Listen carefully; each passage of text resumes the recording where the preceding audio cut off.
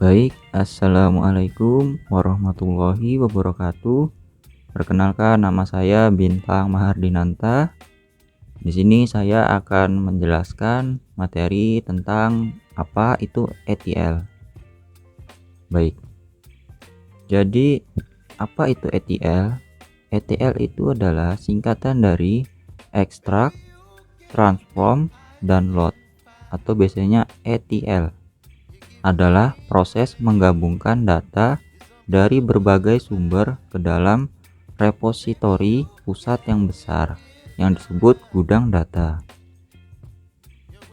ETL menggunakan seperangkat aturan bisnis untuk membersihkan dan mengatur data mentah dan mempersiapkannya untuk menyimpan analitik data serta machine learning atau ML.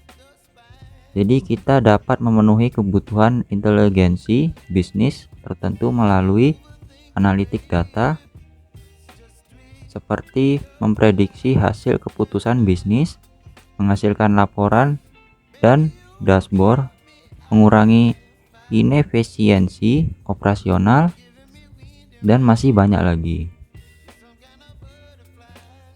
Baik, yang pertama itu ekstraksi. Jadi ekstraksi data, dalam alat ekstraksi data ini transform and load ini mengekstrak atau menyalin data mentah dari berbagai sumber dan menyimpannya di area staging.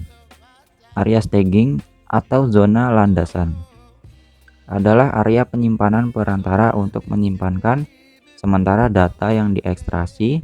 Area staging data seringkali bersifat sementara.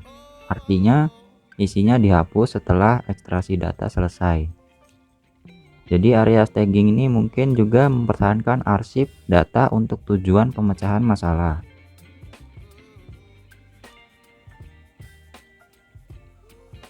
Yang kedua ada notifikasi pembaruan. Dalam notifikasi pembaruan, sistem sumber data memberitahu kita saat catatan data berubah. Kita kemudian dapat menjalankan proses ekstraksi untuk perubahan tersebut. Sebagian besar basis data dan aplikasi web menyediakan mekanisme pembaruan untuk mendukung metode integrasi data. Yang ketiga ada ekstraksi tambahan. Beberapa sumber data tidak dapat memberikan notifikasi pembaruan, tetapi dapat mengidentifikasi dan mengekstrak data yang telah diubah selama jangka waktu tertentu. Sistem memeriksa perubahan secara berkala, seperti seminggu sekali, sebulan sekali, atau di akhir kampanye. Yang terakhir ada ekstraksi penuh. Beberapa sistem tidak dapat mengidentifikasi perubahan data, jadi memuat ulang semua data atau satu-satunya opsi. Metode ekstraksi ini mengharuskan kita menyimpan salinan ekstra terakhir untuk memeriksa mana catatan yang baru dan tidak. Karena pendekatan ini melibatkan volume transfer data yang tinggi, jadi kita menggunakannya hanya untuk tabel kecil. Baik, kemudian transformasi. Di sini ada transformasi data. Dalam transformasi data, ETL itu dia mengubah dan mengonsolidasikan data mentah di area staging untuk mempersiapkan bagi gudang data target. Fase transformasi data dapat melibatkan tipe perubahan data. Proses transformasi data dalam ETL biasanya melibatkan beberapa langkah kunci, termasuk pembersihan, normalisasi, dan transformasi data lainnya. Kemudian ada pembersihan data. Pembersihan data melibatkan identifikasi dan penanganan data yang tidak lengkap, tidak konsisten, atau tidak valid. Ini termasuk mengatasi nilai yang hilang, mendeteksi dan mengoreksi duplikat, serta menangani kesalahan atau anomali data. Kemudian ada normalisasi. Normalisasi adalah proses mengorganisir data dalam suatu struktur tertentu untuk menghilangkan anomali dan redundansi. Tujuan normalisasi adalah meningkatkan integritas data dan mengurangi duplikasi.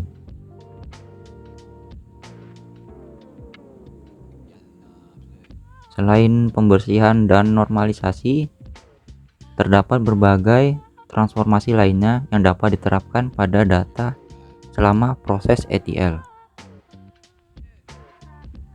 Pertama ada transformasi format, mengubah format data agar sesuai dengan kebutuhan data warehouse atau sistem target. Misalnya mengonversi tanggal ke format standar atau mengubah format angka. Kemudian ada transformasi agregasi, melibatkan pengelompokan dan penghitungan nilai-nilai agregat seperti menghitung total, rata-rata atau nilai maksimum atau minimum dari sekumpulan data. Terus ada transformasi derivatif, menciptakan kolom baru dengan menggabungkan atau menghitung nilai dari kolom-kolom yang ada. Terus ada transformasi string, memanipulasi data dalam bentuk string seperti ekstraksi bagian dari string, penggabungan string, atau pengonversian huruf besar atau kecil. Terus ada transformasi join, menggabungkan data dari dua atau lebih sumber berbeda berdasarkan kunci tertentu. Terus transformasi kondisional, mengaplikasikan transformasi berdasarkan kondisi tertentu.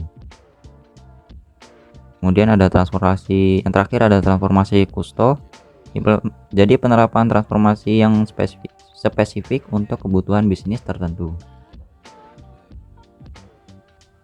Untuk contoh kasusnya, di sini contoh kasusnya adalah analisis data pelanggan untuk meningkatkan pengalaman pelanggan. Yang pertama ada ekstraksi. Data pelanggan dapat diekstrasi dari berbagai sumber seperti database transaksi penjualan, data interaksi pelanggan seperti login situs web atau data dukungan pelanggan, dan data profil pelanggan. Pembersihan data clean, jadi identifikasi dan penanganan nilai yang hilang. Dia mengisi nilai-nilai yang hilang pada atribut seperti alamat email atau nomor telepon pelanggan. Pembersihan format, memastikan konsistensi format data, misalnya mengonversi format tanggal menjadi format yang seragam. Kemudian ada normalisasi.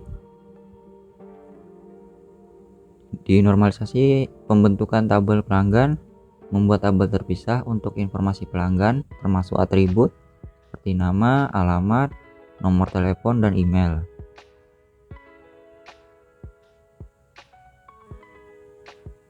Kunci referensi, menggunakan kunci referensi untuk menghubungkan data antar tabel seperti menghubungkan data transaksi dengan informasi pelanggan melalui ID pelanggan.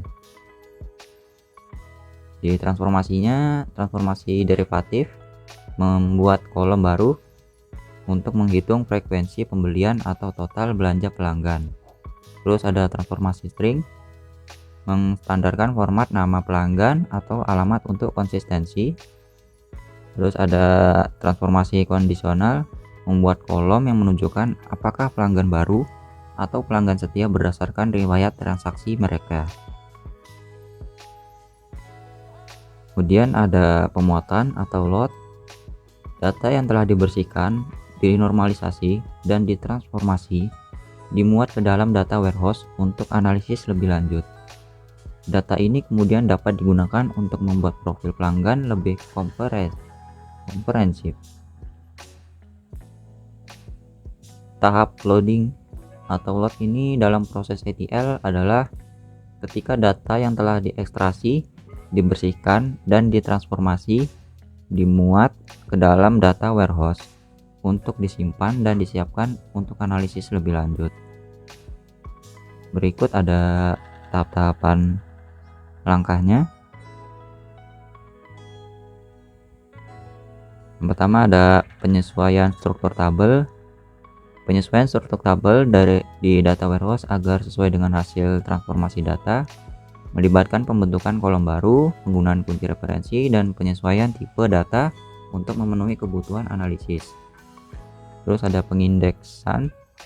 Indeks membantu meningkatkan kinerja query pada data warehouse. Kemudian ada optimasi kinerja.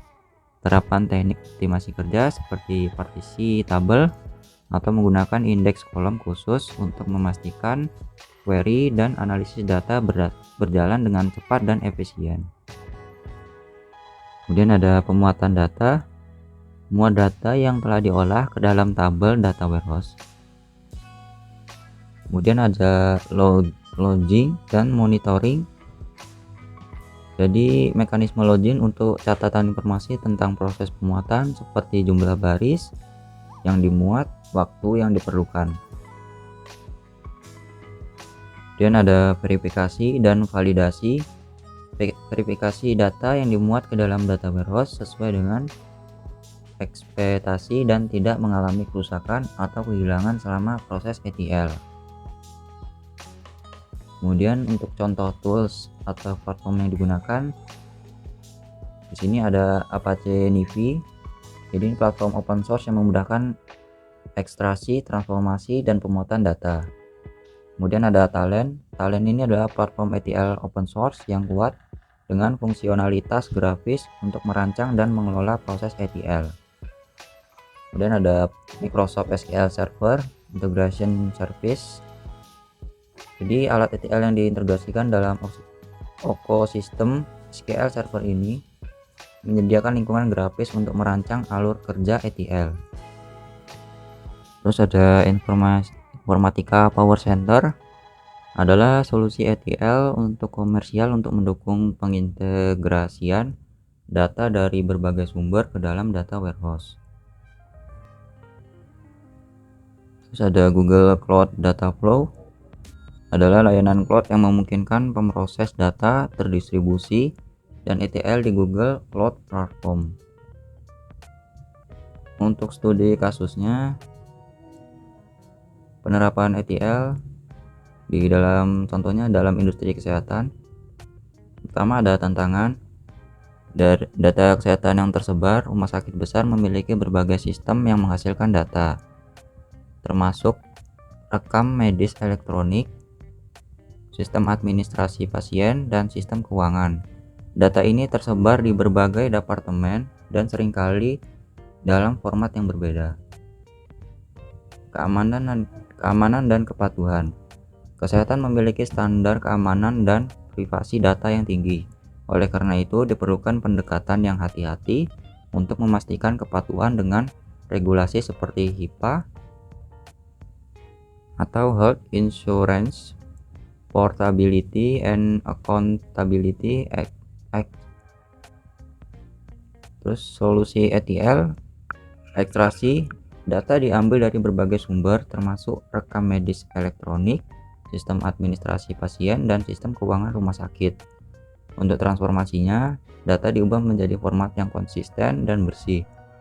Normalisasi data pasien, agregasi data kesehatan, dan penggabungan data dari berbagai departemen dilakukan.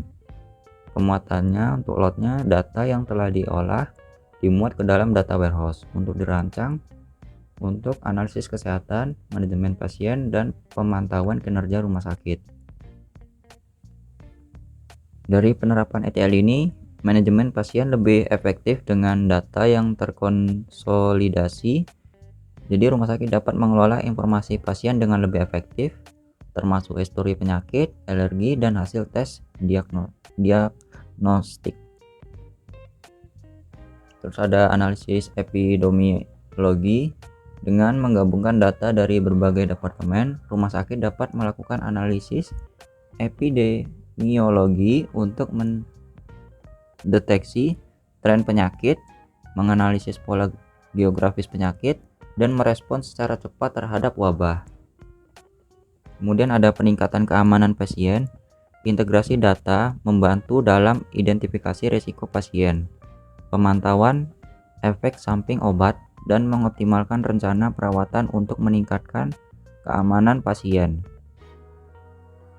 Terus manajemen keuangan lebih akurat. Kemudian untuk pemantauan kinerja rumah sakit, data kinerja rumah sakit seperti tingkat penuhnya tempat tidur atau efisiensi operasi dapat dimonitor dan dievaluasi secara rutin untuk meningkatkan efisiensi dan pelayanan pasien.